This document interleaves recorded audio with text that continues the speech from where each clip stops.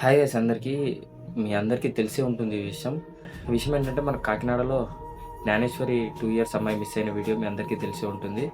ఆ విషయం ఈ రోజు నుంచి ఈ రోజు దాకా 7 డేస్ అయిపోయిందనమాట. బట్ ఇప్పటి వరకు అమ్మాయి ఆచూకీ కూడా తెలియలేదు.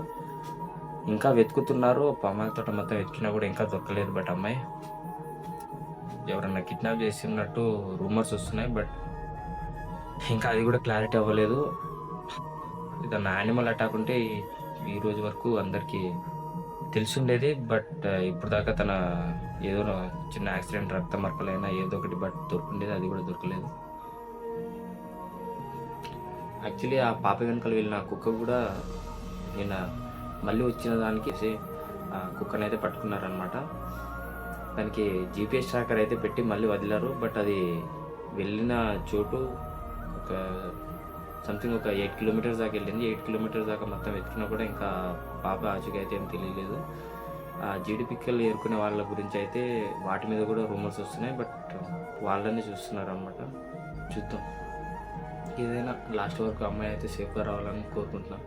ఇప్పుడు ఏ వీడియోని షేర్ చేయమని అడగలేదు. బట్ ఈ వీడియోకి అడుగుతున్నా. మీరు లైక్ కొట్టకున్నా పర్వాలేదు, బట్ షేర్ చేయండి.